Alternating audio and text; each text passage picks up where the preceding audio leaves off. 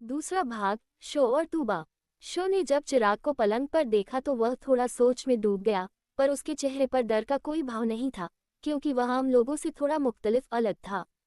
उसने पलंग पर रखे चिराग को उठाया और अपने पलंग के पास रखे लैंप बत्ती के पास रख दिया और रोशनी लाइट बंद करके सोने चला गया। जैसे ही रात के 2 बजे, तब चिराग में से एक अलग सुर में, धीमी और मीठी आवाज में गाने की आवाज आने लगी। शो की एकदम से आंख खुल गई कि ये आवाज कहाँ से आ रही है। उसने लेटे लेटे इस आवाज को गौर ध्यान से सुनने की कोशिश की। जब उसने अपने पलंग के आसपास देखा तो उसे कुछ दिखाई नहीं दिया। तब वो उठा और उसने अपने कमरे में और कमरे के बाहर देखा तो उसे कुछ नहीं दिखा। तब वह फिर से सोने चला गया। वह जैसे ही लेटा और उसने अपने पलंग के पास रखे लैंप को बंद किया, तभी उसे फिर से आवाज आई। अब उसने आवाज को गौर से सुना। जब उसने तवज्जो ध्यान दी तो उसे पता चला कि आवाज चिराग में से आ रही है। उसने चिराग को उठाया और कमरे की रोशनी को चालू किया। उसने चिराग को कान के पास ला के सुनने की कोशिश की। उसे एक मीठी धुन सुनाई दे रही थी। उसने एकदम से चिराग को पलंग पर रख दिया। तभी चिराग में से एक आवाज आई, इस चिराग को रगड़ो, मुझे बाहर निकालो, मैं कई सालों से कैद हूं इस चिराग में, आप ही मेरी मदद कर सकते हो। शो ने चिराग उठा लिया और चिराग को हल्के हाथों से रगड़ा। चिराग में हलचल शुरू हुई और धुआं निकलने लगा। शो ने फिर चिराग पलंग पर फेंक दिया और पलंग के पास खड़ा हो गया। वह डरा हुआ नहीं था, बस इस हैरतअंगेज हरकत, चौंकाने वाली हरकत को देख के सोच रहा था कि ये क्या हो रहा है। एक बेजान चीज में से पहले धुन सुनाई देती है और फिर कोई मुझसे बातें करता है। इसी बात में वह उलझा हुआ था, तभी चिराग में से एक लड़की निकली। उसके लंबे बाल थे जो कमर तक थे। उसकी बड़ी बड़ी आंखें थीं। देखने में किसी अप्सरा से कम नहीं थी। एक पल को तो शो बस उसे देखता ही रह गया कि ये कैसे हो सकता है कि एक छोटे से चिराग में इतनी बड़ी लड़की कैसे आ सकती है। जब उसके मुंह से ये बात निकली तो तूबा बहुत जोर से हंसी और शो को देखकर बोली, तुम मुझसे डरे नहीं। तब शो ने उसे पूछा कि मुझे पहले ये बताओ कि तुम इतने से चिराग में कैसे आ गई हो। तब तूबा फिर से हंसी और बोली कि मैं कोई इंसान नहीं हूँ, बल्कि एक जिन हूँ। और कोई ऐसा वैसा जिन नहीं, बल्कि इच्छा पूरी करने वाला जिन, जो तुम्हारी हर ख्वाहिश इच्छा पूरी कर सकती है। जिन, तुम जिन हो? शो ने फिर सवाल किया।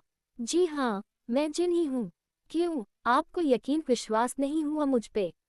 तूबा ने पूछा। नहीं, पर मेरा एक सवाल है, शो ने कहा। हाँ, पूछो, आपका क्या सवाल है? तूबा ने कहा। तब शो ने कहा कि मैंने तो किताब में जिन की कहानी पढ़ी है, बचपन में पढ़ी थी, उसमें जिन लड़का होता है जो इच्छा पूरी करता है। क्या वह कहानी झूठी है? तब तूबा ने हल्की सी मुस्कान के साथ कहा कि मेरे आका मालिक, वह बात भी सच है। वह जिन मेरे ही खानदान वंशज थे। फिर तूबा ने अंगड़ाई ली और एक नज़र घर की ओर देखा। तब उसने अपने नए आका यानी शो की तरफ गौर से देखा और कहा, आका, आप तो बहुत गरीब लगते हो। आपका तो बहुत छोटा घर है। आप इतने छोटे से घर में कैसे रहते होंगे? चलिए, आप मुझसे मुराद इच्छा मांगिए, मैं वो मुराद पूरी कर दूंगी।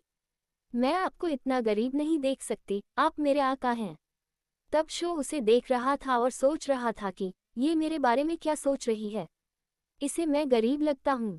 क्या ये बेवकूफ़ है? ये तो एक जिन है न, तो ये मेरे बारे में अपनी ताकत से पता नहीं लगा सकती कि मैं गरीब हूँ कि अमीर हूँ। ये सब शो मन में सोच रहा था। तभी शो के मुंह से एक हल्की सी आवाज में निकला, क्या फालतू की जिन है ये? तभी शो ने उसे पूछा, अच्छा, एक सवाल का और जवाब दो, क्या तुम मुझे जानती हो? तब तूबा ने कहा, हाँ, मैं आपको जानती हूँ। आप मेरे नए आका हैं। तब शो ने कहा कि मेरा वो मतलब नहीं है। मेरा कहने का मतलब है कि मैं कौन हूँ, कहाँ से हूँ, मेरा गुजरा वक्त पास तुम जानती हो। तब तूबा ने कहा, मेरे कुछ कायदे नियम हैं। जब तक कोई आका मुझे खुद के बारे में जानकारी हासिल करने को नहीं बोलते, तब तक मैं किसी के गुजरे वक्त और मुस्तकबिल भविष्य के बारे में जान नहीं सकती। आज तक किसी ने मुझे ये मौका ही नहीं दिया कि मैं किसी के बारे में जानूं। आप जितना मुझसे बातों में वक्त ज़ाया, समय नष्ट कर रहे हैं, उतने में तो लोग मुझसे मुराद मांग लेते हैं। तब शो ने कहा, मैं तुम्हें जानता नहीं हूं तो तुम पे भरोसा कैसे करूं और मुराद कैसे मान सकता हूं? तब तूबा ने कहा, आपको डरने की ज़रूरत नहीं है, क्योंकि आप मेरे आका हैं और हम जिन्नों का एक नियम है कि हम अपने आका को छोड़कर किसी पे भी हावी हो सकते हैं, किसी को भी मार सकते हैं।